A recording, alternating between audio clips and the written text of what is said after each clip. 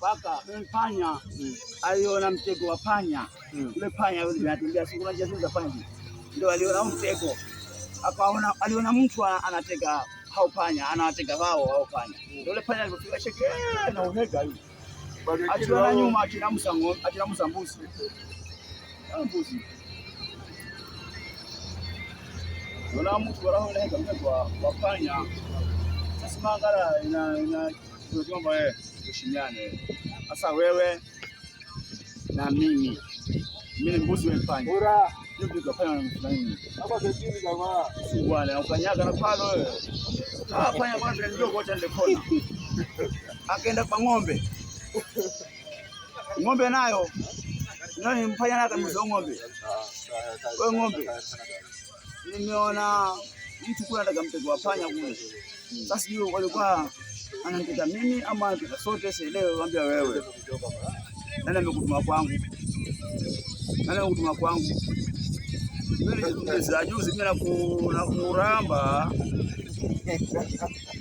Kaona mimi kweli sina mjanja, mimi sina mtetezi. Akaondoka kwenda sasa kapiteni basi. Kwenye mtego lakini kando kabisa.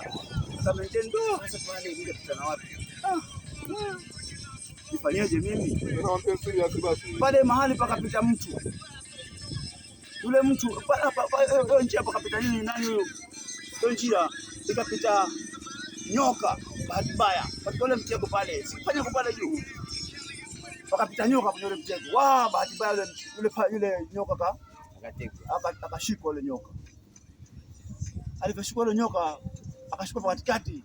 Sasa tegeni kubalusa. Akabidi sasa yule nyoka amechoka maintain. Lakini anasikia mbaya sana. Akaona sasa hapa nifanyeje? Panya yuko pale na cheki tu. Noma hii. Sasa kumbe ile kutulia kwake yule nyoka pale yuko hai. Akatoka kapita mtu pale. Mtu akapita na pale kwenye yule nyoka. Hajaona kama yule nyoka yuko pale. Nyoka amechoka ametulia, ametapata mpaka mtu alipofika pale yule nyoka akashtuka kamuuma yule mtu.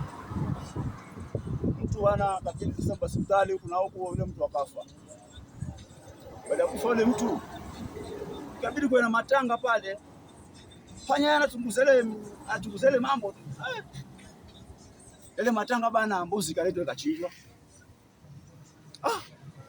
Mbuzi imechinjwa hapa. Na walisema kwamba hao hawahusiki. Na pale mbona wanachinjwa wao? Ng'ombe kaletwa kachinjwa. Kumbe walikuwa wananiambia na mimi wale. Sasa mimi nimesema.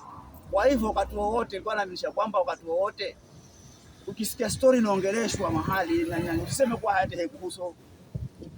Itakusaidia mahali pengine. Mchangie, usikize yale maoni makubwa mazuri ili keshoni itakuwa yule mtu ambaye anatoa yale maoni huko pamoja na yeye. Ile ukipata ikusaidie kule mahali utakapokuwa peke yako. Kwa stories za kijiweni. Watu ni ujinga, lakini si ujinga ndio shule hiyo. Ndio maana sasa mimi huona nakupatiki. Hichi kihara si cha bure. Unaona hichi kihara? Una busara bro. Ndio maana